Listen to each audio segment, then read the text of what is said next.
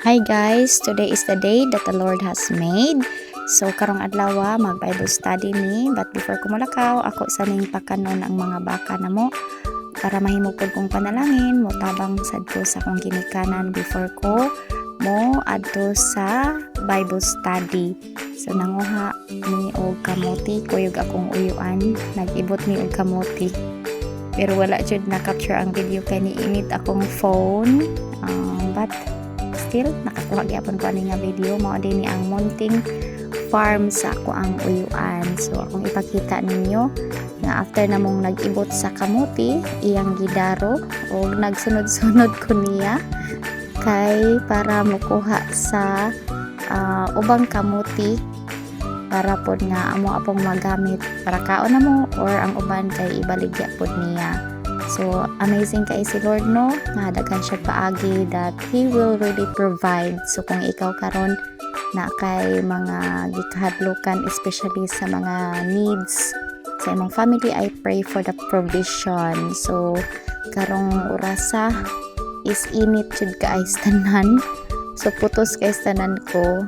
Amazing pod kay si Lord nga bisan man pila na ko katuig nga dito na sa syudad, but still I love to help sa mga trabahoon sa bukid kay nag-enjoy ko kay makita nimo ang mga gibuhat ni Lord makawagtang sa stress tapos malipay kang mutabang pod sa imuhang pamilya diri sa bukid. So ano ni among nakuha nga na-harvest na mo nga kamuti ako sang limpihan para gaan inig uli nako sa balay namo. Dira nakakaon na mong baka. Kay ready na ko mo adto sa Bible study, nagpray sa udaan.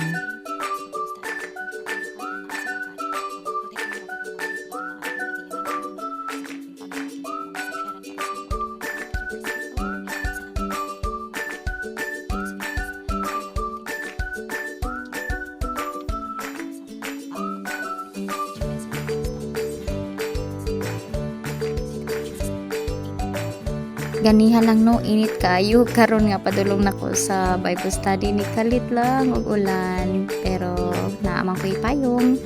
Salamat Lord. And na ako pag ipakita sa inyo ha ang bunal kay mahadlok kig iro. Karon nagkuyog namin ni Auntie Sering, human namin sa first nga family, ato namin sa second family. Supposed to be daghan pa kaimig Bible study pero kulang sa oras ug manpower. So next time na lang namo baliko ng uban.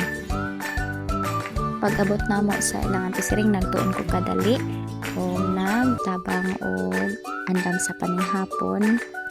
And karon manihapon nami para busog ang tiyan o na may mag fellowship or mag klase. So lami kayo ang sudan guys, utan o buwan. This time nag fellowship nami, so duha ka activity among buhaton. First kay magtudlo ko nila about discipleship in order for them to know more about Christ. Then next to that is they will believe right in order for them to believe right.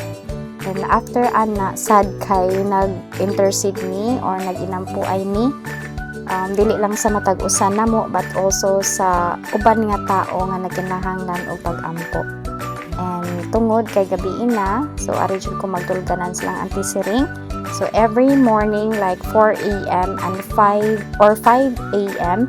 mamata jud mig sayo kay para mag-fellowship pod ni or among gitawag nga EMP or early morning prayer or devotional.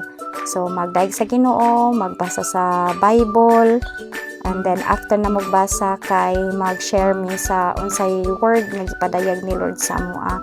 Then dili lang kana kay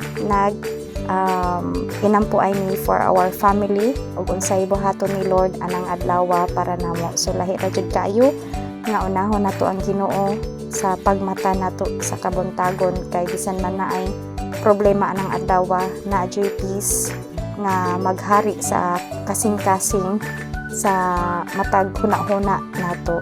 So maura na siyang update for today. Thank you so much for watching this video. And God bless you always.